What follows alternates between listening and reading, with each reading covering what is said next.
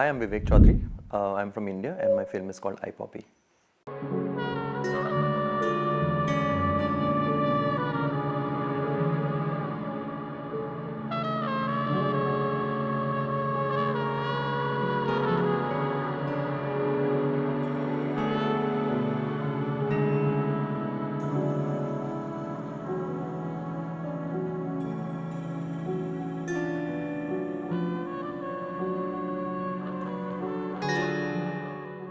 The film is about these opium farmers who grow opium legally for medicinal production, but because of a very corrupt government department that controls their lives, they have all become criminals by the system itself.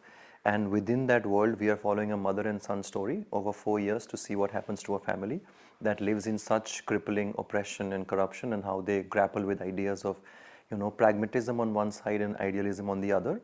So it's a film that's asking questions of justice and family bonds. I became interested because my family comes from the same region. We don't grow opium, but we use a lot of opium in our cultural, contexts. And I had this question of who grows this, where does it come from? And then I met the farmers and I realized that it's an extremely corrupt department that controls every aspect of their lives. And once I got to know that, I really wanted to, bring it more awareness, even in India, because outside this region, nobody in India really knows that we grow opium legally and that there is so much corruption around it and so many farmers go to jail because of it. I met this family in a very roundabout way because I was doing my research for the film, and I had other families in mind, they were not this family. And there was a moment where, we had some physical danger from farmers, and Mangilal got to know about that. He called us to his place so that we could, be safe for a night. That's when we first met, Mangilal and his mother properly. This family and this context had everything that we could have asked for, so we decided to follow this family. I think one is a factor of time. We spent so much time with them. We respected their opinion. We wanted to be very honest. So we were very clear about, what is it that broadly we are trying to do.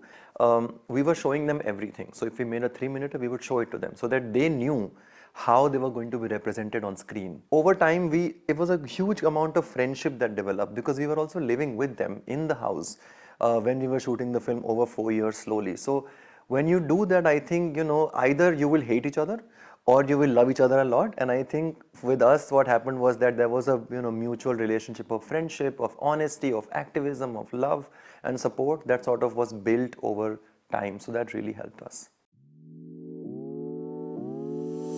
There were quite a few challenges. There were obviously creative challenges because life is messy. How do you make it like a dramatic structure for a film? That's the creative aspects of it, and it took about 8 years from start to finish to make the film. And in terms of the other challenges, I think because in India, especially with the current government, I think it's very difficult to talk about this corruption or such oppression and so on. There was this moment where we were mobbed by farmers, and they wanted to pull us out of the cars, break our cameras, finally broke our memory cards and let us go. And there were other moments where, because when the government came to know about the film, they were also trying to really block the film from being made. So we don't have public financing in India for films. So my financing was coming from mostly Europe, and the government wasn't allowing me to receive that funding for some reason or the other. And then there was also some threats from some government agencies to not make a film like this because they don't want something like this to be known by more and more people. I think it is even more important for today's world to engage with documentaries because in some ways they generate so much empathy for people who are so far from you, because this film has been shown to so many people around the world in the last year. And I've seen so many people come out, wiping their tears or, having such a big reaction to the film. And it speaks to the power of, having real people on screen. One of the most important things why we make films is to make it reach out to more and more people, especially with a film like this. We want a conversation to start in, any part of the world because opium is a global subject. For example, India gets to farm opium under the UN convention, the United Nations convention. So even though it looks like a very local issue in the film, it's actually a global issue. It's actually, we grow it so that the world can have access to morphine, and morphine relieves pain, while you just see so much pain in farmers' life. So we want to bring home the point that it's all connected.